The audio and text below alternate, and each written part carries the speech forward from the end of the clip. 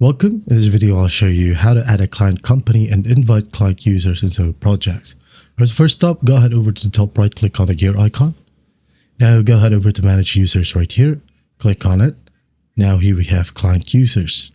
Okay, so first up, as you can see here are some businesses, okay, or companies. Now, in order to add one, just go ahead over to the drop down right here besides invite client users. Okay, add in a customer.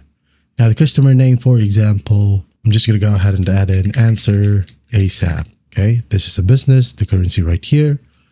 And here we have client user information. Okay, so what you can do is just go ahead and add in the email address of the specific client user and select the projects right here, which this business or client user is tied to. Okay, profile client or client profile, set the client and add in the web address line right here and city, country, zip code, and state. And once that's done, just add. Okay, let's say, for example, that you already have the business right here or company, but it doesn't have a client user. So the way to add one is just go ahead over to the list view right here, click on it and select grid view. Now you're going to find these icons, okay? This one right here, invite client user. So just click on it, enter the email ID of the specific client user. All right, and once that's done, add in the rate per hour, cost per hour if you want to, and then just click on invite.